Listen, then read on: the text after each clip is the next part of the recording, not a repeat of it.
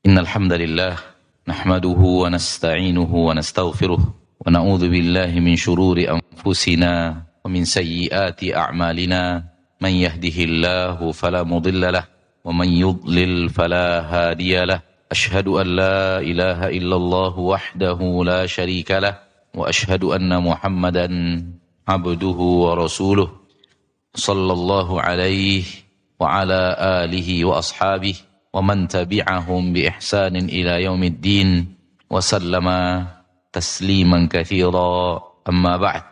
Ma'asyiral muslimin, ma'asyiral muslimat, saudaraku-saudariku, al-hadirin wal-hadirat, al-musyahidin wal-musyahidat, para pemirsa dimanapun anda berada, rahimani wa rahimakumullah. Mari kita bersyukur kepada Allah Jalla fi'ulah yang telah memberikan kepada kita taufik untuk menerima Islam sebagai agama kita dan menerima Rasulullah SAW sebagai suri tauladan yang harus kita ikuti dan harus kita contoh baik di dalam ilmu dan di dalam mengamalkan ilmu itu. Ilmu dan amal adalah syariat Allah sehingga kedua-duanya harus dipelajari dan dicontoh dari Rasul kita tercinta Muhammad sallallahu alaihi wasallam. Ketika kita tahu ilmu tentang sesuatu dari ayat-ayat Allah dan hadis-hadis Rasulullah sallallahu alaihi wasallam, ketahuilah bahwa cara mempraktekkan ilmu itu juga harus dipelajari dari Rasulullah sallallahu alaihi wasallam, karena ilmu dan amal adalah agama dan syariat, tidak boleh dipisahkan. Ilmunya dipelajari dari Nabi, cara pengamalan terserah saya. Maka ini adalah sesuatu yang bukan syariat. Semisal orang-orang yang mengambil dari Al-Quran perintah berzikir dan mengambil dari hadis-hadis Nabi SAW lafaz-lafaz zikir, berarti dia telah mengambil ilmu dari Al-Quran dan hadis. Kemudian cara mengamalkannya dia ciptakan sendiri caranya yang tidak diajarkan dan tidak diamalkan dan dicontohkan oleh Nabi kita tercinta Muhammad sallallahu alaihi wasallam. Ini yang ana maksud, ilmunya diambil dari Al-Quran, prakteknya dikarang sendiri, cara mengamalkannya dikarang sendiri. Tidak demikian saudaraku-saudariku muslimin dan muslimat, bahwa ilmu tersebut cara mengamalkannya pun harus mengikuti dan mencontoh Nabi kita Muhammad sallallahu alaihi wasallam. Kenapa? Karena Rasulullah SAW diutus dengan syariat dan syariat itu adalah ilmu dan amal. Oleh karena itu ketika sahabat salah mengamalkan, dimarahi oleh Rasul. Seperti kesalahan Mu'adz bin Jabal ketika memperpanjang sholatnya dan kurang memperhatikan keadaan makmumnya. Maka dimarahi oleh Rasul kita tercinta Muhammad sallallahu alaihi wasallam untuk memberikan pelajaran kepada Mu'adz bin Jabal dan yang akan menjadi imam bagi makmumin, bahwa imam harus memperhatikan keadaan makmum. Tidak dia sholat sesuka dirinya, akan tapi dia sebagai pemimpin yang harus memperhatikan keadaan makmum rakyatnya. Padahal apa yang dilakukan oleh Mu'adz? Kebaikan. Akan tapi ada salah dalam mengamalkan, maka ditegur oleh Nabi kita tercinta Muhammad sallallahu alaihi wasallam. Dan ini insyaallah kita yang hadir di majlis ini sudah sangat mengerti akan poin itu. Tinggal semangat untuk mengamalkan seperti yang telah kita ketahui dan kita pelajari. Salawat dan salam kepada Nabi kita tercinta, Rasul kita yang mulia, suri tauladan kita Nabi Muhammad sallallahu alaihi wasallam, yang telah membimbing langkah kita ke jalan yang paling diridhoi dan dicintai Allah Subhanahu wa taala, kepada syariat yang sempurna di mana tidak ada lagi satu kebaikan pun yang belum beliau perintahkan dan tidak ada satu keburukan pun yang belum beliau larang.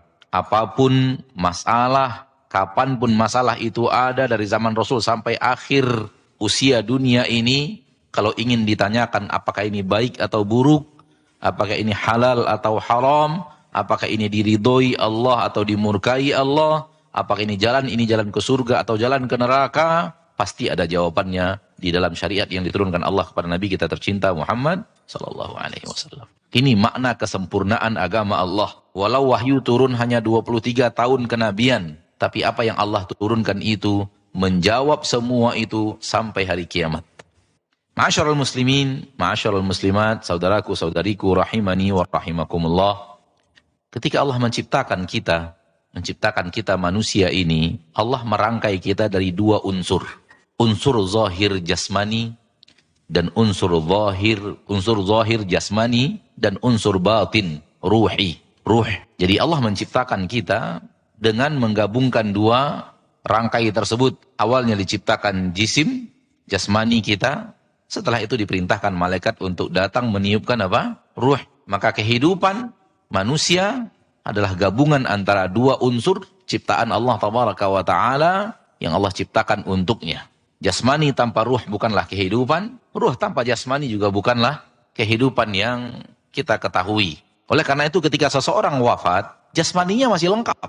Jasmaninya masih lengkap. Rambutnya masih ada, matanya masih ada, giginya masih seperti itu, tangannya, kakinya masih ada, dan terbujur kaku di rumah duka, dan semua orang mengatakan dia sudah pergi. Padahal dia masih ada di tengah rumah itu jasmaninya. Tapi semua orang mengatakan dia sudah pergi. Karena manusia tahu yang pergi itu adalah ruh.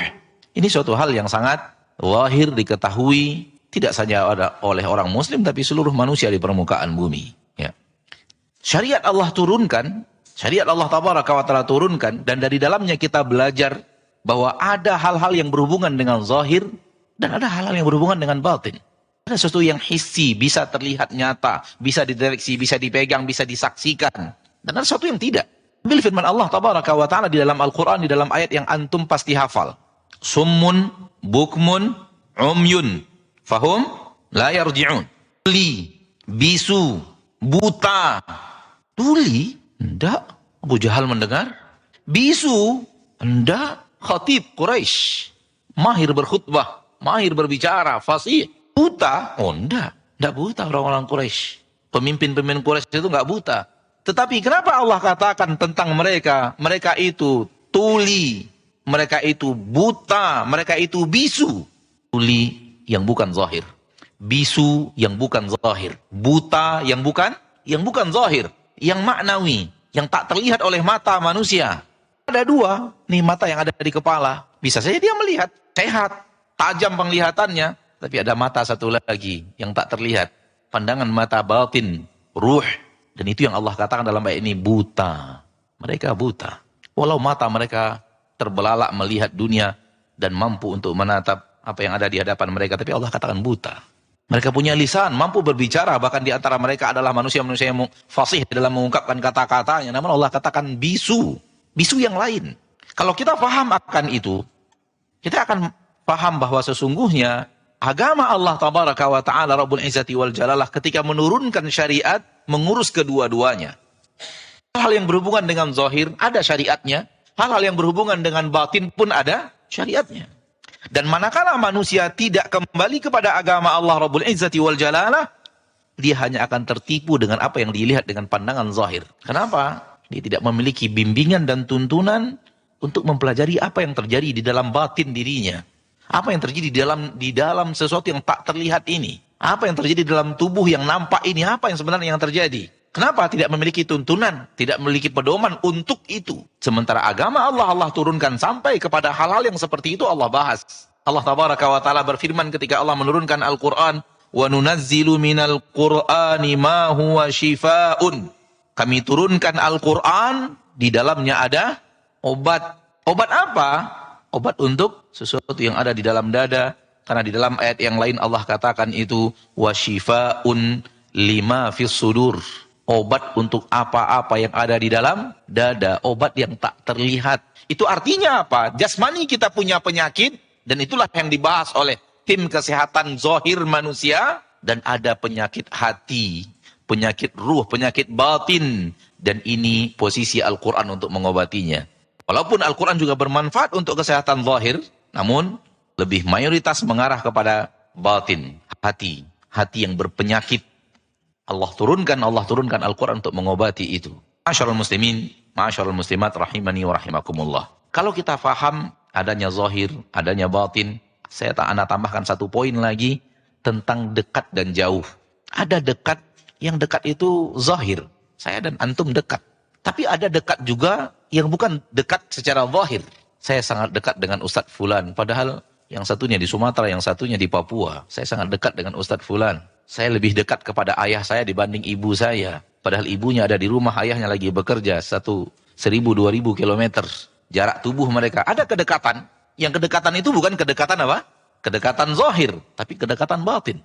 Faham kita akan semua itu. Ana ingin mengatakan bahwa ketika Allah menurunkan Al-Quran, menjadi obat untuk apa-apa yang ada di dalam dada, sehingga penyakit-penyakit dada itu, penyakit-penyakit yang ada di dalam hati itu mulai diobati. Dengan cara apa? Dengan cara mendekatkan diri kepada Allah. Ketika sudah dekat dengan Allah, Allah tabaraka wa ta'ala akan memberikan kepada manusia tuma'ninah, ketenangan, ketentraman, dan itulah dia kesehatan apa-apa yang ada di dalam dada itu. Kebahagiaan, ketika hati itu sudah mulai bersih dan sudah dibawa mendekat kepada Allah.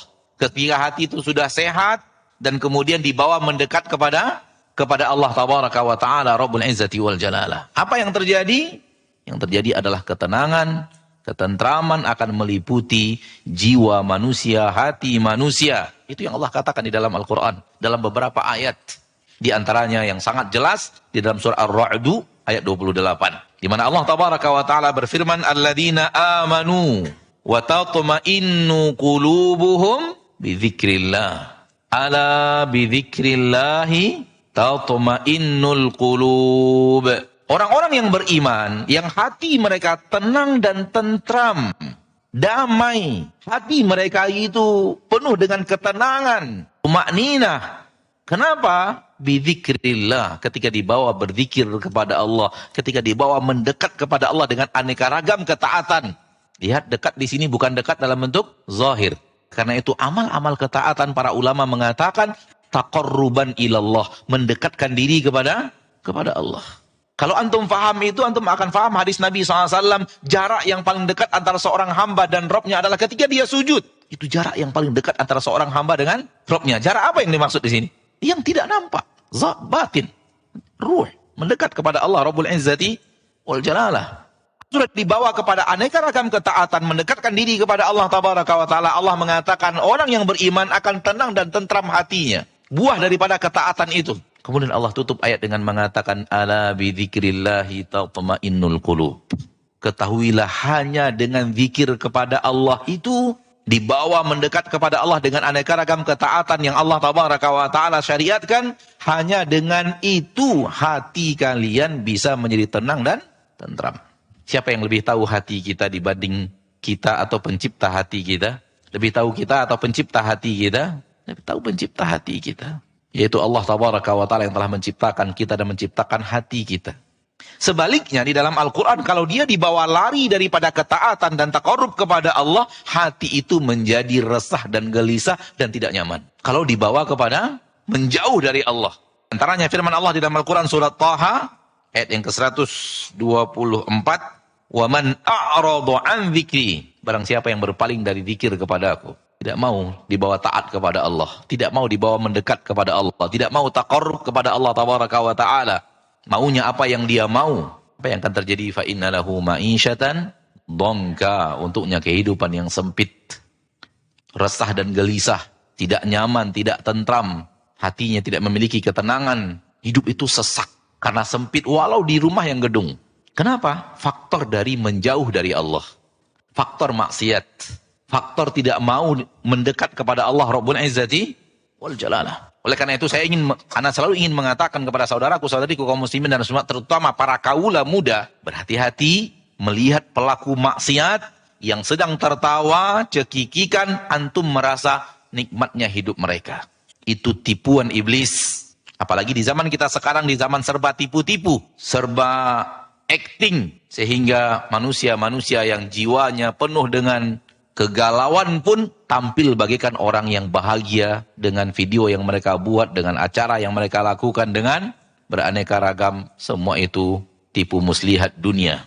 Kalau Anda, wahai para pemuda, melihat pelaku maksiat, kok hidup mereka tenang dan tentram bahagia, berarti Anda tidak percaya kepada Al-Quranul Karim. Di mana Allah tabaraka wa ta'ala mengatakan, kalau dibawa menghindar dari Allah, sempit hidup itu, nggak nyaman hidup itu, nggak tentram hidup itu, resah dan gelisah. Dalam ayat yang lain Allah mengatakan, ka'annama yas'adu fis sama', dayiqan haraja, sempit dan galau, bagikan dibawa naik ke atas langit dadanya. Itu yang akan terjadi kepada orang-orang yang menjauh dari Allah subhanahu wa ta'ala.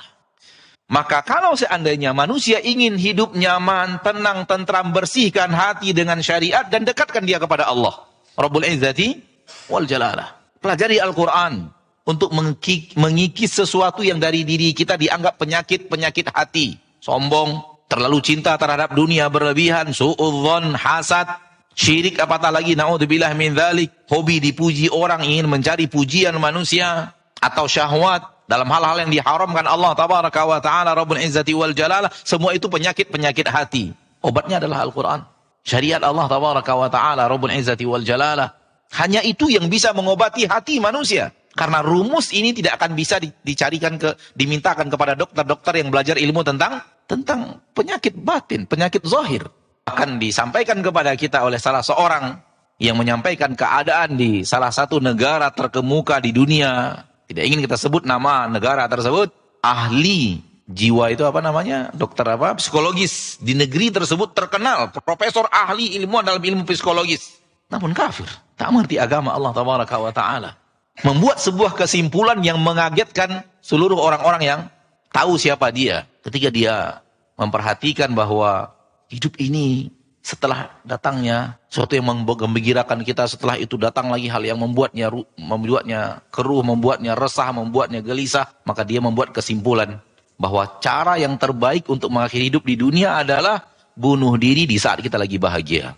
Di saat kita lagi bahagia, ada masa-masa kita bahagia, ada masa kita sedang nyaman, bunuh diri ketika itu. Itu kesimpulan.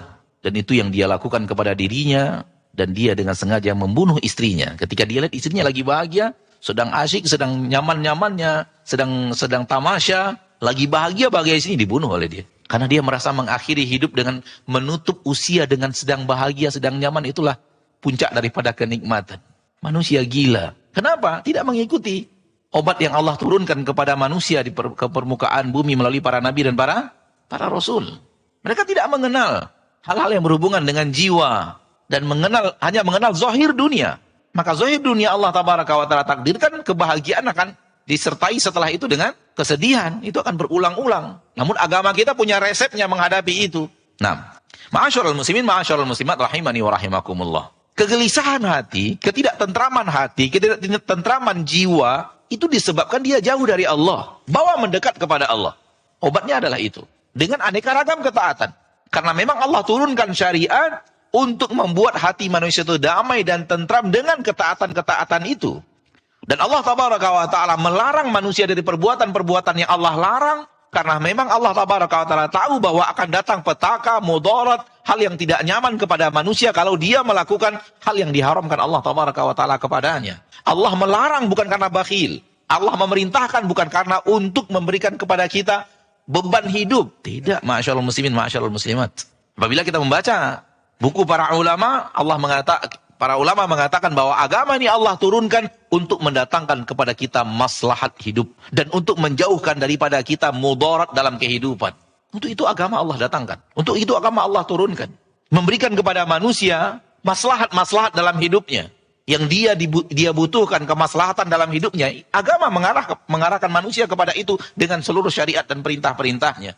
Semakin besar sebuah amal, semakin akan mendekatkan diri manusia kepada Allah, akan semakin dia akan bahagia dengan ibadah dan ketaatan yang dia lakukan. Sebaliknya, Al-Quran, syariat Allah turunkan untuk menjauhkan manusia dari mudarat dan mara bahaya yang ada di dalam larangan-larangan Allah tabaraka wa ta'ala tersebut. Ketika Allah larang bukan karena Allah bakhil, namun karena Allah tahu ini berbahaya untuk tinggalkan. Ketika Rasulullah SAW mengatakan la'anallahu rashi wal murtashi, Allah melaknat orang yang memberikan sogokan dan Allah melaknat orang yang terima sogokan. Dilihat dari unsur zahir, maslahat untuk orang yang nyogok dan maslahat untuk orang yang disogok. Tapi Allah tahu itu mudarat, berbahaya, rusak, hancur kalian kalau itu yang kalian lakukan. Oleh karena itu Allah haramkan. Dan semakin besar penghancurannya, semakin besar haramnya, bahkan mendatangkan laknat. Dan lihatlah negeri kita ini, yang kaya raya hancur disebabkan ulah maksiat tersebut dan yang lainnya. Taulah kita bahwa Allah sangat tahu mudarat untuk manusia, sehingga Allah haramkan karena Allah tidak ingin, Allah menginginkan kita terhindar dari mudarat tersebut. Maka siapapun yang ingin mencari ketentraman hati, kenyamanan jiwa, keteduhan hati, tidak ada cara kecuali mendekat kepada Allah dengan syariat-syariatnya. Dengan ketaatan-ketaatan kepadanya dan menjauhi larangan-larangannya. Di orang-orang yang beriman itu lapang, tenang dan tentram. Hati pelaku maksiat itu sempit, resah dan gelisah. Oleh karena itu kalau memang ingin hidup terhindar daripada keresahan jiwa bahwa dia mendekat kepada Allah Subhanahu wa taala. Ma'asyiral muslimin, ma'asyiral muslimat, rahimani wa rahimakumullah. Di antara yang Allah sebutkan dalam aneka ragam ayat di dalam Al-Qur'anul Karim, hidup orang yang beriman dan taat kepada Allah dengan aneka ragam ketaatan itu, hidup tidak punya rasa takut dan tidak punya rasa sedih. Itu banyak di dalam Al-Qur'anul Karim. Saking banyaknya, saking sering antum dengar, kalau anak ucapkan antum bisa sambung. La khaufun alaihim wa la hum yahzanun. Itu beraneka ragam. Yang mendirikan sholat, yang menunaikan zakat, yang beriman kepada Allah dan Rasulnya, yang mengatakan Rabb kami adalah Allah, kemudian istiqamah dalam terus melaksanakan ketaatan kepada Allah Tabaraka wa Ta'ala, mengikuti petunjuk yang datang dari para nabi dan para rasul. Semua itu di akhir ayat Allah katakan, fala khaufun alaihim walahum yahzanun. Ini hidupnya orang yang beriman. Dan ini senikmat-nikmat hidup ketika kita lagi tidak dihantui oleh rasa takut dan tidak dihantui oleh rasa sedih. Dan itu hanya hidup orang yang beriman. Itu hanya hidup untuk orang yang taat kepada Allah. Antum silakan cari di dalam Al-Quran lafaz ayat ini dan baca apa yang ada di atasnya. Semua yang ada di atasnya itu mengarahkan ke kehidupan yang nyaman ini. Istiqamah, sholat, zakat, beriman kepada petunjuk yang datang dari para nabi dan para rasul, menginfakkan harta kita di jalan Allah Tabaraka wa Ta'ala Rabbul Izzati wal Jalalah. Di akhir ayat Allah sebutkan la khaufun alaihim walahum yahzanun. Tak ada rasa takut, tak ada rasa sedih. Alangkah nikmatnya hidup. Resah dan gelisah penyebab utamanya kalau tidak takut, kalau tidak sedih. Itu penyebab utamanya. Dan hidup orang yang beriman terhindar dari rasa takut. Para ulama ahli tafsir menyatakan takut berhadapan dengan sesuatu yang akan terjadi di masa yang akan datang. Khawatir masa yang akan datang. Sehingga takut nanti bagaimana, saya melakukan ini berhasil apa tidak berhasil. Anak saya nanti apakah akan hidupnya bagaimana. Mulai ada rasa khawatir tentang masa yang akan datang. Takut. Mempertanyakan apa yang akan terjadi di masa yang akan datang. Cemas, khawatir. Ini penyakit yang dihinggapi yang tidak ada pada orang yang beriman. Orang yang beriman dia yakin Allah yang mengatur segala sesuatu. Dia akan berjalan dengan ikhtiarnya. Ihris ala ma yanfa'uka wasta'in billah. Lakukan apa yang bermanfaat untukmu, apa yang akan mendatangkan manfaat kepadamu, dan minta tolong kepada Allah. Serahkan urusan kepada Allah Tabaraka wa Ta'ala. Lanjut. Soal apa yang akan terjadi, sudah ada Allah yang mengatur. Rezeki, kita mencari nafkah, apakah nanti berhasil, apakah nanti akan bangkrut dan semacamnya. Ikhtiar. Yang paling bermanfaat untuk kita ikhtiar, sisanya serahkan kepada Allah Tabaraka wa Ta'ala. Berhasil, alhamdulillah. Balik modal ya berarti. Ternyata rugi, ya sudah keputusan Allah. Namun kita telah melakukan ikhtiar. Diperintahkan oleh Nabi kita tercinta sallallahu alaihi wasallam. Sehingga orang yang beriman ketika berikhtiar, dia tidak takut. Dia tahu ada Allah yang ngatur. Rezekinya sudah ditulis oleh Allah Tabaraka wa Ta'ala. Seorang pemuda terlihat oleh Ibrahim bin Adham sedang sedih, sedang murung. Ibrahim bin Adham bertanya, apa yang membuat engkau sedih? Lalu dia ceritakan keadaannya, kekhawatirannya terhadap sesuatu. Ibrahim bin Adham berkata kepadanya, ya fulan, wahai pemuda, apakah rezeki yang Allah telah tentukan kepadamu, ada orang yang bisa ngambilnya? Dia mengatakan tidak. Apakah umur yang telah Allah tuliskan untukmu, ada orang yang bisa menguranginya? Dia mengatakan tidak. Apakah ada di dunia ini yang mengatur alam semesta ini selain Allah? Dia mengatakan tidak. Lalu untuk apa Anda resah dan gelisah? Rezekimu sudah diatur, umurmu sudah ditulis, dan yang mengatur hidupmu adalah Allah Tabaraka wa Ta'ala. Serahkan urusan kepada Allah Rabbul Izzati wal Jalalah. Mencemaskan sesuatu yang kita tidak tahu, itu aneh loh Pak. Sesuatu yang kita tidak tahu apa yang ada dan lalu kita khawatirkan, kita cemaskan. Beda dengan ikhtiar supaya tidak terjadi mudarat. Lain.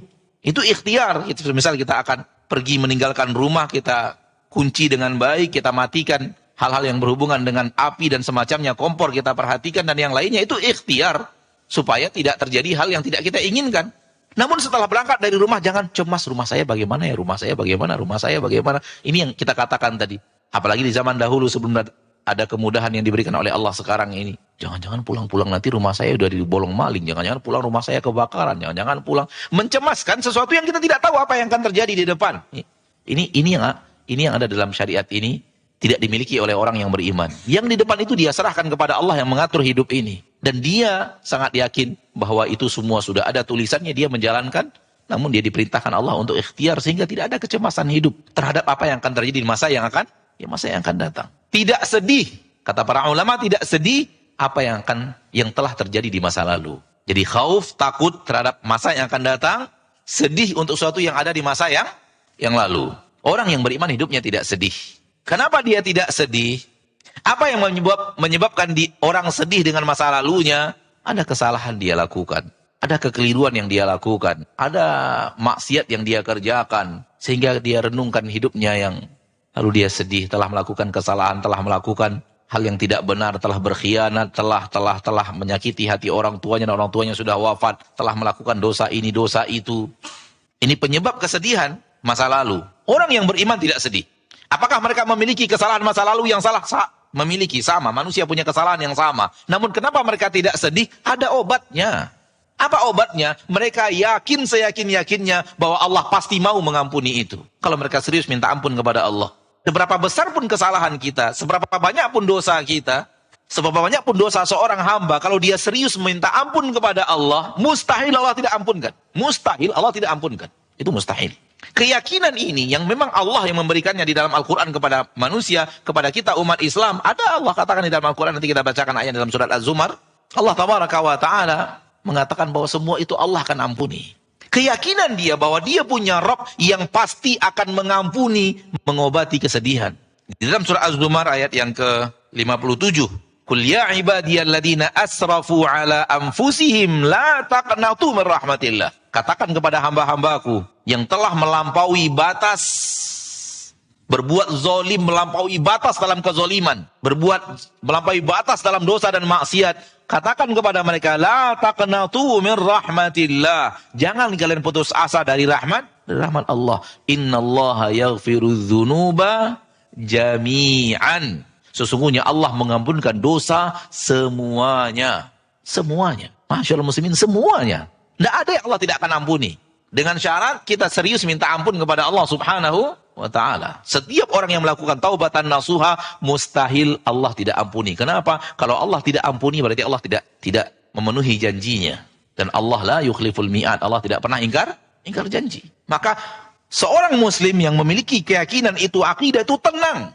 Sebesar apapun kesalahan masa lalunya, sebesar apapun dosa dan kesalahannya, dia memiliki Rabb yang pasti akan mengampuni. Belum lama ini, ada dalam kajian, ada yang menyampaikan kepada saya bahwa dalam pertanyaan, Ustaz, dosa masa lalu saya sangat besar Ustaz, sehingga saya sedih Ustaz, mikirkan masa lalu saya yang banyak bergelimang dengan kesalahan-kesalahan bertahun-tahun Ustaz. Sedih banget, bahasanya pun ketika mengungkapkan itu bahasa orang sedih. Mungkin sudah sedih dari rumah sebelum datang pengajian mungkin. Lalu saya katakan kepadanya, sudah pernah membunuh orang? Belum Ustaz. Rasulullah SAW menceritakan ada orang yang membunuh 100 orang. Dimaafkan Allah atau tidak? Maafkan Allah. Anda merasa diri Anda sudah banyak dosa. Membunuh 1 orang aja belum pernah. Yang diceritakan oleh Nabi SAW, berapa yang dia bunuh? 100. Dan orang yang kalau sudah membunuh, itu artinya dosa lain sudah dia kerjakan. Nggak akan ada orang pembunuh itu nggak mabuk, nggak berdusta, nggak mencaci maki manusia. Tapi dia sudah membunuh itu ya. Nggak bertemu gitu itu. Dosa yang paling membutuhkan keberanian membunuh. Kalau dia sudah berani membunuh, dosa lain dia sudah berani. Maka ketika Nabi bercerita tentang seorang di masa lalu, di orang sebelum kita, di zaman sebelum kita, dari umat sebelum kita, telah membunuh 100, ini penuh dengan dosa-dosa lain selain membunuh. Buktinya, yang tadi mengatakan dosa saya banyak, saya tanya, sudah bunuh orang belum? Belum banyak itu. Yang 100 saja dimaafkan Allah.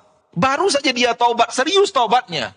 Wafat, tapi tobat yang serius, wafat. Sampai-sampai malaikat rahmat dan malaikat azab beda pendapat orang ini. Apakah untuk saya? Apakah untuk malaikat rahmat atau untuk malaikat azab? Kata malaikat azab untuk saya. Kata malaikat rahmat untuk saya. Khilaf malaikat. Kata malaikat rahmat, dia datang dengan taubat kepada Allah tabaraka wa ta'ala. Kata malaikat azab lain, lam ya'mal khairan qattu. Dia belum pernah melakukan kebaikan apapun. Lihat, baru taubat saja. Baru saja taubat. Saking baru taubatnya, belum melakukan kebaikan. Yang dia bunuh 100. Namun dalam hadis itu Allah terima taubatnya, Allah ampuni dosanya, Allah masukkan dia ke surga dan dia dipeluk oleh malaikat rahmat. Ini semua mengobati rasa sedih atas kesalahan masa udah azan belum. Ini semua yang ada di dalam Al-Qur'an dan ayat-ayat yang sangat banyak tentang Allah Maha Pengampun, ini semuanya akan mengobati jiwa manusia yang memiliki rasa sedih terhadap kesalahan masa lalunya. Apa yang Anda khawatirkan? Allah mengampunkan semua dosa. Apa yang Anda khawatirkan? Orang yang dosanya lebih menggunung lebih daripada Anda. Terbukti Rasulullah SAW bercerita, Allah maafkan, Allah ampuni. Di akhir-akhir hayatnya dia serius dalam bertobat, Allah terima. Apalagi Anda sudah bertobat sebelum datangnya kematian dan sudah mulai merubah hidup Anda. Kenapa sedih di atas masa lalu? Itu penyakit hati yang membawa resah dan gelisah. Ada obatnya dalam agama kita. Itu azan. Mana? Kita azan dahulu insyaAllah, lalu kita lanjutkan materi bi'idhnillahi azza wa jalla. 15 menit dari sekarang kita buka tanya jawab bi'idhnillahi azza wa jalla. Nah, lanjutkan sekitar 15 menit, lebih kurang 15 menit ke depan. Setelah itu kita bukakan waktu untuk bertanya jawab. Hidup tidak takut, tidak khawatir, hidup tidak sedih. Ini senikmat-nikmat hidup. Dan inilah hidupnya orang-orang yang beriman. Nikmat hidupnya. Jauh daripada kekhawatiran, kecemasan, jauh daripada rasa sedih. Hari-hari kita 3. Begitu yang diterangkan oleh Imam Ibnul Qayyim Al-Jauziyah. Hari-hari hidup kita ini 3. Hari yang telah berlalu, hari yang akan datang, hari yang sekarang. Kenapa orang yang beriman tidak sedih dengan hari yang telah lalu? Kita sudah sebutkan. Dia yakin kesalahan-kesalahannya pasti akan Allah ampuni apabila dia serius minta ampun. Mustahil Allah tidak mau mengampuni. Itu mustahil. Kalau dia memang serius meminta ampun dan meminta maaf kepada Allah Rabbul Izzati wal Jalalah. Keyakinannya itu membuat dia tidak mengkhawatirkan masa lalunya. Sedih akan masa lalunya, kesalahan masa lalunya. Saya mengatakan akhi fiddin, Allah tabaraka wa ta'ala ingin mengampuni dirimu lebih daripada engkau ingin dirimu diampuni. Allah tabaraka wa ta'ala ingin mengampuni dosa dan kesalahan kita lebih daripada kita ingin dosa dan kesalahan kita diampuni.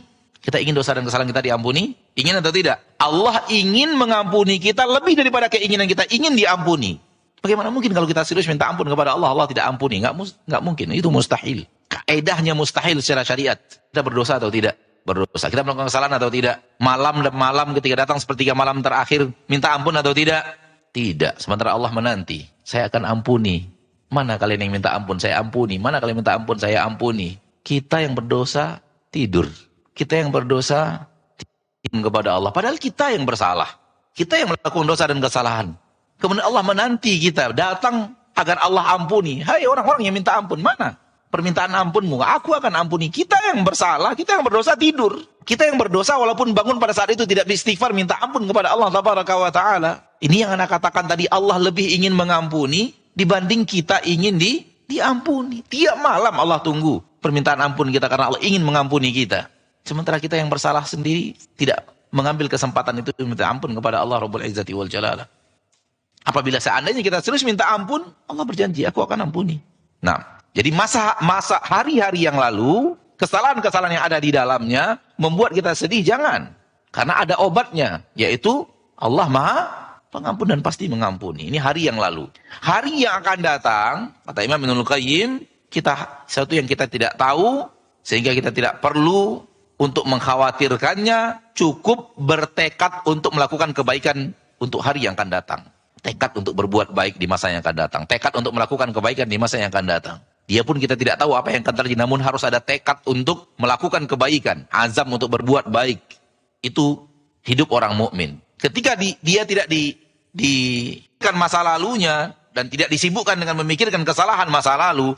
Dan tidak disibukkan dengan apa yang terjadi di masa yang akan datang. Apa kesibukan orang mukmin? Kesibukan orang mukmin adalah apa yang sedang dia kerjakan sekarang. Curahan perhatiannya, sekarang saya ngapain? Sekarang saya ngerjakan apa? Sekarang saya melakukan apa? Apakah yang saya lakukan ini hal yang diridhoi Allah? Apakah hal yang saya lakukan ini hal yang dicintai Allah atau tidak? Sibuknya orang mukmin ke arah ini. Hari yang sedang dia lakukan sekarang. Hari yang sedang dia jalani sekarang. Pekerjaan dan amalan yang sedang dia lakukan sekarang.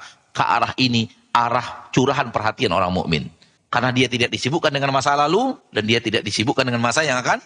Lalu kesibukannya di mana? Kesibukannya yang sekarang ini. Tanyakan kepada Imam Hasan Al-Basri, bagaimana Anda menjalani hari-harimu?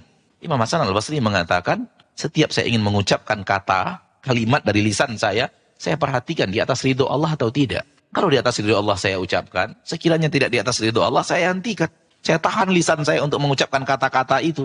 Dan tidak pernah kaki ini melangkah, melainkan saya memperhatikan apakah langkah ini di atas ridho Allah atau tidak. Sekiranya di atas ridho Allah saya akan langkahkan, sekiranya tidak saya akan hentikan langkah itu.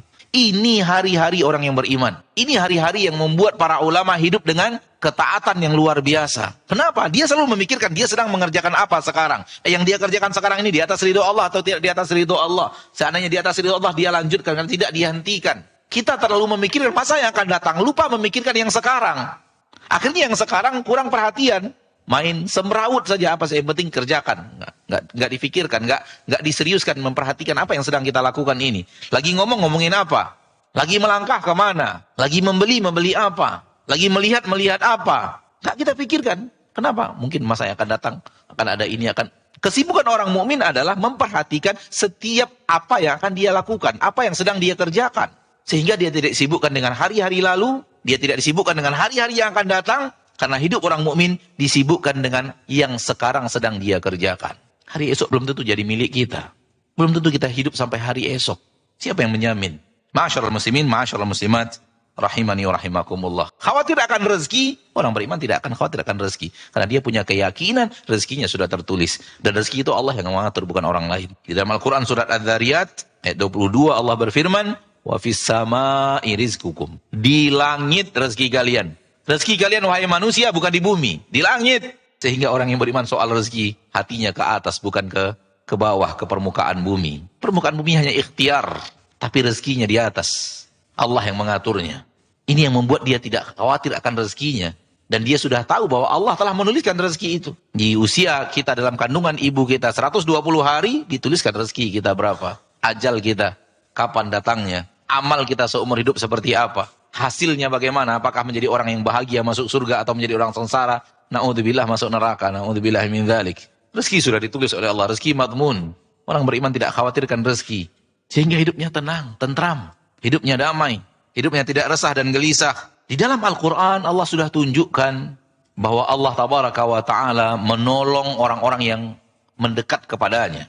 Memberikan jalan keluar untuk orang-orang yang mendekat kepadanya. Nabi Yunus alaihi salam ketika dimakan oleh ikan yang sangat besar, lalu mendekatkan diri kepada Allah dengan minta ampun kepada Allah, mengucapkan la ilaha illa anta subhanaka inni kuntu minadh dhalimin, fastajabna lah, kami kabulkan, wa kashafna bihi ma bihi min dur, Nabi Ayub, kami lepaskan dia dari mara bahaya. Kenapa? Mendekat kepada Allah dan meminta kepada Allah Rabbul Izzati wal Jalalah. Para sahabat ketika ditakut-takuti dengan orang Quraisy yang akan menyerang kembali di perang Uhud, lalu mereka ucapkan hasbunallah wa ni'mal wakil. Akhirnya mendapatkan kebaikan. Fanqalabu bi ni'matin minallahi wa fadlin lam yamsashum su. Akhirnya mereka kembali dengan mendapatkan kebaikan dan nikmat dari Allah tabaraka wa taala yang tidak ada keburukan di dalamnya. Nabi SAW ketika dihina, dicaci, dimaki, ada pengaruh di hati beliau cacian dan makian itu. Perintah Allah mendekat kepada Allah tabaraka wa ta'ala di akhir surat Al-Hijr, wa laqad na'lamu annaka yadhiqu sadruka bima yaqulun. Kami tahu batinmu sempit dengan apa yang mereka ucapkan, cacian, makian, hinaan kepada Nabi kita tercinta Muhammad sallallahu alaihi wasallam. Lalu obatnya apa? Fasabbih bihamdi rabbika wa kum minas sajidin. Bertasbihlah, puja-puji Rabbmu dan selalu menjadi orang yang sujud. Wa'bud rabbaka hatta ya'tiyakal yaqin. Beribadahlah selalu kepada Rabbmu sampai datang kepadamu kematian. Ini obatnya. Nabi Yunus bertasbih, bertahmid kepada Allah, memohon ampun kepada Allah subhanahu wa ta'ala. Para sahabat ketika ditakut-takuti oleh orang Quraisy, mereka mengucapkan hasbunallahu wa ni'mal wakil. Cukup Allah tabaraka wa ta'ala yang akan mengatur urusan. Dan Nabi Muhammad SAW ketika dadanya sempit disebabkan apa yang diucapkan oleh kaumnya kepadanya, obatnya Allah turunkan seperti yang telah kita dengarkan bersama. Jadi inilah syariat Allah tabaraka wa ta'ala, memiliki banyak hal yang membuat manusia akan hidup nyaman. Belum lagi hadis-hadis Nabi SAW ketika memerintahkan kita selalu lihat yang di bawah, jangan lihat yang di atas. Ini membuat hidup itu nyaman dan tidak resah dan tidak gelisah. Kalau mata kita latih untuk selalu melihat orang yang di bawah. Unduru ilaman huwa asfala minkum, kata Nabi SAW. Lihat orang yang di bawah kalian. Wala tanzuru ilaman huwa fauqakum. Jangan lihat yang di atas kalian. Kalau kita amalkan hadis ini, hidup kita nyaman. Kita merasa orang yang dapat nikmat yang sangat banyak. Kenapa? Karena ada orang yang tidak mendapatkan, kita dapat. Orang ini buta, kita tidak buta. Orang ini pincang, kita tidak pincang. Orang ini seperti ini kehidupannya, kita lebih layak daripada dia. Orang ini sakit sementara kita sehat. Orang ini Betapa banyaknya orang yang, kalau kita mau melatih mata kita, melihat orang yang mendapatkan sesuatu dari hal dunia di bawah kita. Banyak atau tidak? Banyak. Kata Nabi, lihat mereka. Mata kita latih untuk melihat orang yang di bawah kita. Jangan lihat ke atas. Pegel Pak, lihat ke atas terus. Hati pun resah dan gelisah. Lihat mobil orang lebih bagus dari mobil kita. Lihat rumah orang lebih besar, lebih megah daripada rumah kita. Lihat istri orang lebih cantik daripada istri kita. Lihat kesuksesan orang lebih sukses daripada kita. Resah. Kata Nabi, jangan lihat di atas kalian. Lihat yang di bawah kalian. Hidup akan nyaman. Hidup akan tentram. Antum yang punya mobil. Punya mobil atau tidak? Sebagian antum punya mobil atau tidak? Banyak mobil di bawah, lihat tadi. Ya. Kalau antum suatu saat berjalan ketika mobil itu sedang hujan, perhatikan yang sedang teduh. Terasa nikmatnya mobil. Latih terus. Ketika sedang kita lagi bawa mobil, hari hujan. Pasti ada saudara-saudari kita yang akhirnya harus berteduh gara-gara hujan. Itu saja sudah membuat kenikmatan di dalam hidup ini, dalam diri ini. Subhanallah, Allah berikan kepada saya mobil. Kendaraan yang tidak terhalang saya untuk melakukan perjalanan atau kegiatan. Sementara lihat saudara-saudara saya harus berteduh. Dan dia tidak tahu kapan hujan ini akan berhenti. Ditambah badannya sudah terlanjur basah kuyup karena dia harus menerobos hujan untuk bisa sampai kepada tempat berteduh ini. Sementara kita, alhamdulillah. Kita merasa diri kita miskin. Subhanallah, sampah di rumah kita taruh di depan rumah, di situ orang cari rezeki. Miskin apa kita? Betul atau tidak? Kita merasa miskin. Sementara di rumah kita banyak hal yang kita anggap sampah, kita kumpulkan sampah itu. Entah kardus, entah apa yang sudah rusak, entah pakaian-pakaian, entah sepatu yang kita anggap sampah nggak kita pakai lagi di rumah. Lalu kita letakkan di depan rumah kita. Lihat, jangan pergi begitu saja. Lihat apa sampah itu. Akan datang orang nantinya mencari rezeki di sesuatu yang kita anggap sampah dalam rumah kita. Kalau kita perhatikan itu, hidup ini akan tenang dan tentram. Kalau kita lewat di depan orang-orang yang mengais rezeki di tong sampah, di tempat sampah ditumpuk, subhanallah, kita lewat aja tutup hidung. Kata Nabi SAW, lihat orang yang di bawah kalian. Dan semua ini adalah obat hati.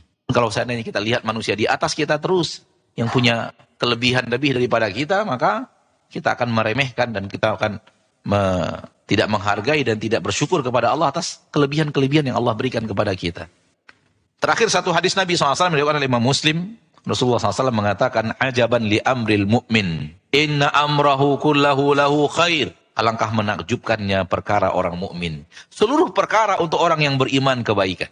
Alangkah menakjubkan perkara orang yang beriman. Seluruh hal yang akan ada pada dirinya kebaikan semuanya. Kenapa? In asabathu sarra'a syakar, fakana khairan lah. Wa in asabathu dharra sabar, fakana khairan lah.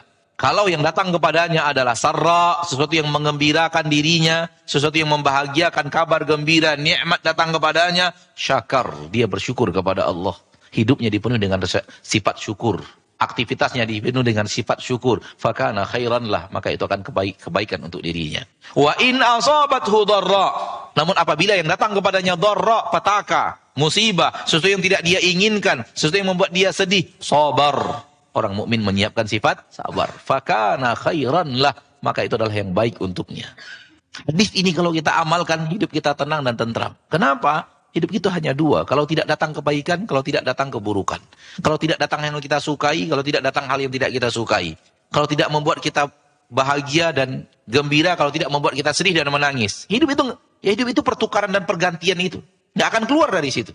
Dan orang mukmin sudah punya, diajarkan oleh Nabi SAW cara berhadapan dengan dua hal tersebut. Kalau yang datang adalah apa yang Anda sukai, kalau yang datang adalah apa yang Anda cintai, kalau hal yang datang adalah nikmat, kalau hal yang datang adalah apa yang membuat Anda bahagia, bersyukurlah kepada Allah. Namun kalau yang datang adalah hal yang tidak Anda sukai, yang datang adalah mudarat, bersabarlah kepada Allah Subhanahu wa ta'ala. Orang mukmin sudah siapkan syukurnya, sudah siapkan sabarnya. Ketika Allah berikan yang baik, yang dia sukai, dia syukuri. Ketika yang datang Allah berikan hal yang tidak disukai, dia sabar. Dan hidupnya stabil, aman dan tenang. Dan tidak mengeluh, tidak berkeluh kesah, tidak resah dan gelisah, tidak mengkhawatirkan, dan tidak mencemaskan apa yang akan terjadi di masa yang akan datang. Mudah-mudahan Allah Tabaraka wa Ta'ala menjadikan kita umat Nabi kita tercinta SAW yang mau menjadikan Al-Quran sebagai obat hati kita. Dengan cara mempelajarinya dan mengamalkannya dalam kehidupan kita sehari-hari. Kalau kita kewalahan untuk mengetahuinya, bertanya kepada yang mengerti, bertanya kepada yang berilmu. Fas'alu ahla dzikri in kuntum la ta'lamun. Mungkin ini yang bisa Anda sampaikan secara materi pada kesempatan yang berbahagia ini. Ma'asyarul muslimin wal muslimat, rahimani wa rahimakumullah. Kalau ada pertanyaan, waktu yang tersisa kita gunakan biidznillah untuk menjawab pertanyaan yang kita ada ilmu untuk menjawabnya. Namun kalau kita tidak punya ilmu untuk menjawabnya, kita katakan Allahu a'lam bis-shawab.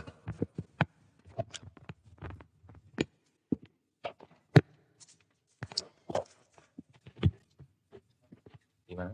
Oh iya.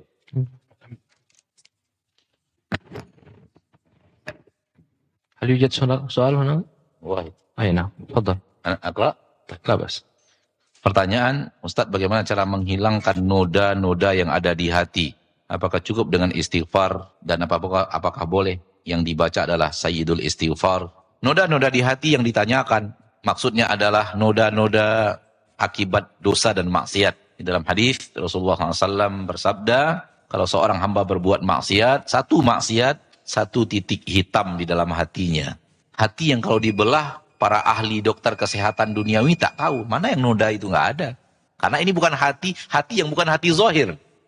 Namun kalau dia melakukan amal ketaatan, ibadah, maka yang ada adalah titik berwarna putih. Kalau maksiat, maka titik berwarna hitam. Itu yang disebut noda-noda tadi oleh saudara kita yang bertanya. Apakah untuk menghapuskan noda itu cukup istighfar? Jawabannya hadis Nabi SAW. Riwayat Imam At-Tirmidzi dan Abu Dawud. Fa'in huwa naza'a. Fa'in huwa taba wa naza'a wastaghfar. Kalau dia bertaubat, dia tinggalkan maksiat itu dan minta ampun kepada Allah. Maka tidak cukup dengan minta ampun saja. Taubat kepada Allah, tinggalkan maksiat itu. Minta ampun kepada Allah yang dimaksud oleh syariat adalah taubat. Dan taubat itu syaratnya adalah meninggalkan dosa itu dan bertekad untuk tidak akan melakukannya dan sedih atas masa lalu. Menyesali masa lalu kita yang sudah melakukan maksiat dan meninggalkan maksiat itu dan bertekad untuk tidak melakukannya lagi. Itu dia taubat, itu dia istighfar yang sebenarnya. Maka tidak cukup hanya membaca doa istighfar sementara kita tidak meninggalkan maksiat itu. Wallahu a'lam. Nah, Ustaz. Ada saya yas'al. Bismillah Ustaz, sejauh mana kita boleh menempatkan cita-cita atau harapan bila kita meyakini masa depan adalah rahasia Allah? Syukran. Nah, cita-cita di masa yang akan datang, sesuatu yang ingin kita raih di masa yang akan datang, ma'asyarul muslimin, ma'asyarul muslimat, rahimani wa rahimakumullah, pada dasarnya boleh. Boleh kita punya cita-cita, ingin begini, ingin begitu. Dan ini tidak bertabrakan dengan yang tadi. Kenapa? Karena yang tadi bukan cita-cita, takut masa yang akan datang. Beda kan? Yang satu ingin, bercita-cita ingin ini, ingin itu. Selagi yang dia cita-citakan suatu hal yang diizinkan syariat, sah-sah saja, boleh, nggak ada masalah. Apalagi kalau cita-citanya adalah ketaatan. Saya ingin bangun masjid sendiri, ukurannya nggak besar, 50 kali 50, 2 lantai. Cita-cita kan? Boleh, nggak ada masalah. Tetapi orang yang beriman tidak mengkhawatirkan. Beda loh antara bercita-cita dengan khawatir masa yang akan datang. Kemudian apabila dia berikhtiar dengan ikhtiarnya untuk mencapai cita-citanya itu, namun dia tidak khawatir, boleh, tidak ada masalah. Karena itu bagian daripada ikhtiar manusia yang diizinkan oleh syariat. Namun orang yang beriman selalu menggantungkannya kepada Allah. Itu cita-cita saya, itu keinginan saya, Rabb saya yang akan menentukan tercapai atau tidak. Allah yang akan menentukan tercapai atau tidak. Sehingga dia minta kepada Allah, ya Allah berikan saya taufik, ya Allah berikan saya kekuatan, ya Allah berikan saya kemudahan untuk mencapai ini, mencapai itu. Dia minta kepada Allah, dia tidak terlalu percaya diri bahwa kekuatan dia bisa mencapai cita-citanya. Itu semua digantungkan kepada Allah Subhanahu wa ta'ala. Dapat, alhamdulillah, dia puja dan puji Allah. Tidak dapat, dia pun tidak frustasi dan tidak marah dan juga tidak bersuudzon kepada Allah Subhanahu wa ta'ala. Ini sifat orang yang beriman. Namun nasihat para ulama, cita-cita jangan terlalu tinggi. Cita-cita jangan terlalu panjang. Ini nasihat para ahli ilmu. Kenapa? Karena terlalu tinggi, akhirnya sibuk ngejar cita-cita. Lupa sedang ngerjakan apa. Maka para ulama kalau bicara cita-cita, selalu mengatakan qisarul amal. Pendekkan cita-cita itu.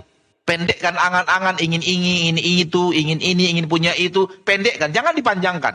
Ini nasihat para ahli ilmu yang kita dengarkan. Sementara nasihat orang-orang yang tidak beriman kepada Allah, pencipta-pencipta dunia, cita-cita Anda gantungkan setinggi langit. Sampai mati nggak dapat. Akhirnya hidup sibuk mengejar cita-cita yang setinggi langit itu. Dan mereka anggap itu adalah kalimat motivasi untuk kita bisa bekerja keras, untuk berjibaku, untuk segala macam ini. Inilah motivasi pencinta-pencinta dunia. Namun para ahli ilmu menasihati tidak. Soal dunia itu jangan terlalu panjang cita-cita. Jangan terlalu tinggi cita-citanya. Boleh bercita-cita tapi jangan terlalu panjang. Jangan terlalu jauh. sesuatu yang akan gampang, cepat untuk dicapai dan digapai. Kalau sudah dapat, cari lagi di depannya yang dekat, yang tidak jauh untuk dicapai dan digapai. Kalau kita cita-citakan sesuatu yang tidak panjang, yang tidak jauh, kita berhasil mendapatkannya bahagia. Cita-citakan lagi sesuatu yang di dekatnya, tidak jauh darinya, kemudian dapat lagi, bahagia lagi. Dibanding kita buat jauh, kemudian nggak dapat-dapat. Sedih terus. Maka bukanlah sifat orang mukmin tulul amal, terlalu panjang angan-angan duniawinya. Bukan sifat orang mukmin. Namun cita-cita dunia masa depan boleh dan dia tidak membuat khawatir. Namun nasihat para ulama singkatkan, jangan dipanjangkan karena panjang angan-angan dunia itu para pencinta dunia yang seperti itu. Wallahu taala alam. Masyaallah. Jazakumullah khairan Ustaz. Kemudian pertanyaan berikutnya, bagaimana kita tahu Ustaz bahwasanya taubat kita itu sudah diterima atas dosa-dosa yang terdahulu? Tak ada cara untuk tahu kecuali di padang mahsyar. Kalau mau hadir dulu di padang mahsyar. Bukanlah apa yang kita bahas tadi, yaitu keyakinan seorang mukmin kalau dia serius mustahil Allah tidak ampuni, itu bab yang berbeda dengan yang ditanyakan. Kenapa? Karena Allah mengatakan itu dan wajib untuk kita yakini. Yang tadi kita bahas. Gak boleh kita ragu Allah akan mengampuni. Karena Allah berjanji. Dan Allah tidak akan ingkar janji. Ya ayyuhalladzina amanu tubu ilallahi taubatan nasuha. Asa rabbukum ayyukafira ankum sayyiatikum. Wa yudkhilakum jannatin tajri min tahtihal anhar. Hai orang-orang yang beriman, taubatlah kepada Allah taubatan nasuha. Allah akan mengampuni kesalahan-kesalahan kalian. Allah akan masukkan kalian ke dalam surganya, mengalir di bawahnya sungai-sungai.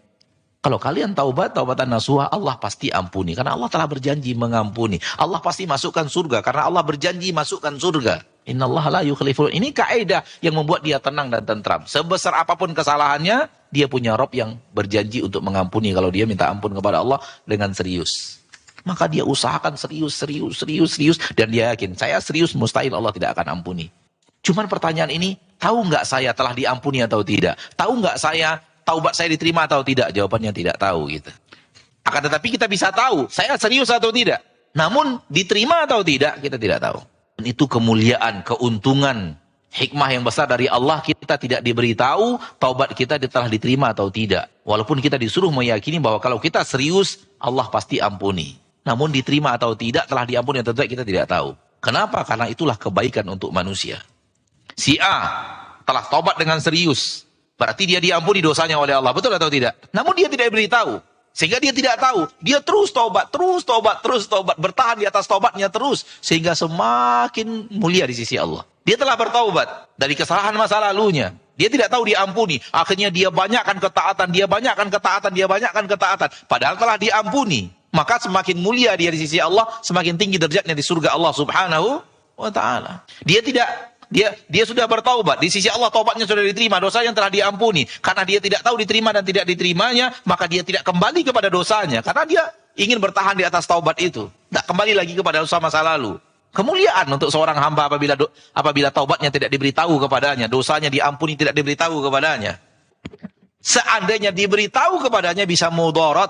Seandainya Allah sampaikan kepada kita melalui sesuatu, dosamu sudah hapus. Tidak ada lagi dosamu, sudah dihapus. Setan datang, ayo lakukan lagi. Yang lalu sudah dihapus kan? Sekarang saja kita tidak tahu dosa kita diampuni atau tidak, masih melakukan. Apalagi kalau tahu dosa kita diampuni. Semangat seperti apa untuk melakukan dosa? Kan dosa udah habis nih, udah lagi kosong nih. Stok dosa lagi kosong. Stok pahala menggunung, saudaraku katanya. Akan tergoda kita untuk kembali melakukan dosa. Dan hilang maslahat-maslahat yang tadi kita katakan dengan disembunyikan oleh Allah, diterima atau tidak diterimanya. Namun sesuatu yang salah apabila kita merasa Allah tidak akan penuhi janjinya. Ini dua hal yang berbeda. Nah, Jazakumullah khairan katsira. Pertanyaan berikutnya, apakah dosa-dosa yang telah diampuni oleh Allah Azza wa Jalla tetap akan ditanya atau dihisab? Jazakumullah khairan. Nah, dihisab, diperlihatkan. Ada tulisannya, dibaca. Faman ya'mal mithqala dzarratin khairan yarah, wa man ya'mal mithqala dzarratin syarran yarah. Jelas, tegas. Ayatnya antum hafal. Sebesar apapun, sekecil apapun daripada kebaikan, dia akan lihat. Diingatkan oleh Allah di dalam memorinya ketika hadir di padang mahsyar. Ada catatan kitabnya menuliskan sehingga semua yang hadir di padang mahsyar ingat seluruh yang pernah dia lakukan seumur hidup. Semua kita, saya, Anda dan semua kita manusia. Ingat seluruh dosa masa lalu. Semuanya ingat. Ini makna firman Allah, alimat nafsum ma qaddamat wa akharat. Ketika sudah datang masa hari kiamat, manusia dibangkitkan dari alam kubur. Ketika bangkit dari alam kubur, memorinya dimasukkan oleh Allah ke dalamnya. Seluruh yang pernah dia lakukan seumur hidup. Tidak ada yang dia lupakan. Berarti kita ingat seluruh dosa mata, ingat seluruh dosa telinga, ingat seluruh dosa lisan, ingat seluruh dosa kaki, ingat seluruh dosa tangan, ingat seluruh dosa harta. Diingatkan Allah di dalam ingatan manusia yang hadir di padang mahsyar. Ditanya, ya ditanya oleh Allah. Namun pada saat dihisap ditentukan diampuni. Dan itu yang kita harapkan. Ya tetap dihisap, tetap ditanya oleh Allah. Dan hisap untuk orang yang beriman hanya diingatkan. Fulan, engkau telah berbuat dosa seperti ini. Di hari ini yang kau lakukan. Hamba itu mengatakan, benar wahai Rabbku. Hamba engkau melakukan dosa ini. Pada hari ini engkau melakukan dosa ini. Benar wahai Rabb. Fulan engkau melakukan dosa ini, engkau melakukan dosa ini, engkau melakukan dosa ini. Berapa dosa yang kita lakukan di permukaan bumi? Diingatkan Allah Tabaraka wa Ta'ala pada saat yaumul hisab. Sehingga orang beriman merasa dirinya hancur. Karena dosanya terlalu banyak. Di akhir Allah katakan, inni satartuha laka fid dunya wa ana aghfiruha laka al-yawm. Di dunia aku tutup itu untuk dirimu. Aku tutup banyak dosamu itu orang tidak tahu. Aku yang nutupnya. Sehingga orang tidak tahu dosa dan kesalahanmu itu. Nikmat Allah kepada pelaku dosa dan maksiat. Rahmat Allah kepada pelaku dosa dan maksiat di saat dosanya ditutup oleh Allah Subhanahu wa Ta'ala. Dan sekarang aku ampuni dosa-dosa itu. Di situ kita baru tahu taubat kita diterima atau tidak. Permohonan ampun kita diterima atau tidak. Namun orang kafir, nuqishal hisab. Ditilkan. Kenapa? Kenapa dikejar? Tidak hanya diingatkan. Namun orang yang beriman, hisabnya tentang dosa, al-ard. Ditampilkan, dipertontonkan oleh Allah. Disebutkan oleh Allah kepadanya. Wallahu ta'ala alam. Nah. Jazakumullah khairan. Kemudian saat pertanyaan berikutnya, Ustaz, saya setiap harinya hati terasa resah karena banyak hutang. Bagaimana caranya agar hati bisa tenang, Ustaz, walaupun banyak hutang? Jazakallah khair. Oleh karena itulah obat dari agama kita, jangan banyak hutang. Nah, jangan terbelit oleh hutang. Itu obat dalam agama kita. Merusakku, mengucapkan kata-kata yang tidak baik kepada aku. Maka agama kita sebenarnya menganjurkan kita untuk meminimkan hutang. Kalau kita melakukan kesalahan dalam hal ini lalu kita memperbanyak hutang kita, lalu kemudian terjadi resah dan gelisah dalam hal ini, maka itu akibat perbuatan sendiri. Akibat apa?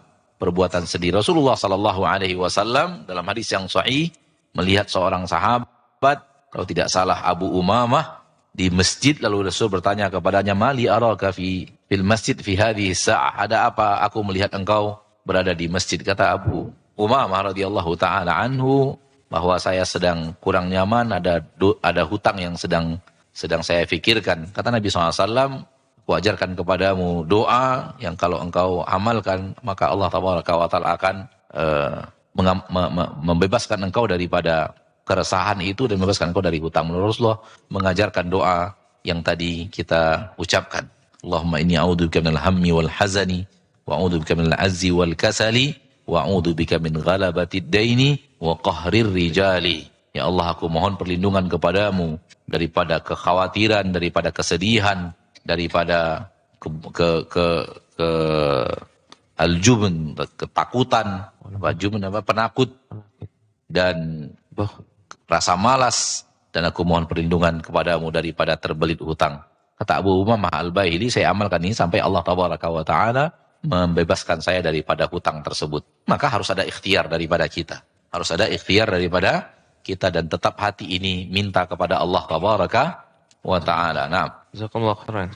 Ustaz, pertanyaan terakhir. Bagaimana caranya menghilangkan was-was waktu sholat karena takut sholatnya tidak diterima dan akhirnya penanya sering mengulang-ulangnya? Penyakit was-was caranya adalah, obatnya adalah tidak dianggap, dicuekin was-wasnya. Itu obat dari Nabi kita tercinta sallallahu alaihi wasallam. Obat dari Nabi kita SAW tentang was-was adalah dicuekin was-was itu. Jangan lakukan aktivitas karena was-was, jangan tinggalkan aktivitas karena was-was. Dianggap dia sesuatu yang harus dicuekin gitu. Itu obat was-was. Semisal kita sholat, was-was. Jangan batalkan sholat gara-gara was-was itu. Jangan batalkan sholat gara-gara waswas. Dianggap dia hanya sesuatu yang datang kemudian dicuekin. Sesuatu yang datang kemudian dicuekin. Jangan lakukan aksi disebabkan waswas. Begitu cara obat daripada waswas itu. Maka seperti yang tadi ditanyakan ketika sholat, waswas. Ini kayak ada yang kurang. Ditinggalkan sholatnya. Ada aksi yang dia lakukan disebabkan apa? Waswas. Itu setan makin datang terus. Memberikan waswas terus.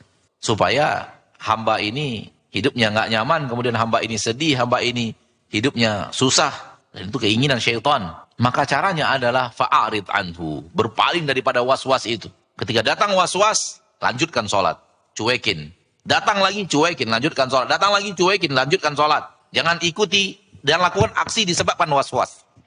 Dengan itu insya Allah perlahan tapi pasti syaitan pun akhirnya malas ngasih waswas. Dicuekin terus.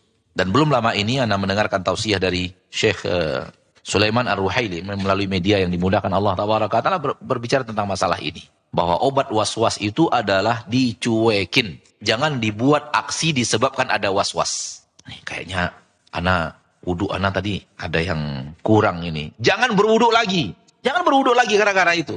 Pergi saja, pergi sholat. Ketika kita berwudhu lagi, setan makin senang. Diwas-was lagi oleh dia, wudhu lagi. Kata beliau obatnya adalah al-i'rad al-kulli, berpaling secara totalitas dan tidak pernah dianggap itu sesuatu yang harus kita buat amalan disebabkan dia. Wallahu ta'ala alam bisawab. Ini yang bisa kita sampaikan pada kesempatan yang berbahagia ini. Semoga Allah tabaraka wa ta'ala Rabbul Izzati wal Jalalah menjadikan kita hamba-hambanya yang mendekat kepada Allah dengan aneka ragam ketaatan yang telah Allah syariatkan dan menjauhi larangan-larangan yang telah Allah haramkan daripada kita. Dan semoga Allah Tabaraka wa Ta'ala menjadikan kita hamba-hamba yang wafat di atas husnul khatimah. Semoga dosa dan kesalahan kita diampuni Allah pada yaumil hisab. Dan semoga Allah bukakan untuk kita pintu surganya dan Allah tutup dari kita pintu nerakanya. Subhanakallahumma wa bihamdika asyhadu an la ilaha illa anta astaghfiruka wa atubu ilaik. Walhamdulillahi rabbil alamin. Wassalamualaikum warahmatullahi wabarakatuh.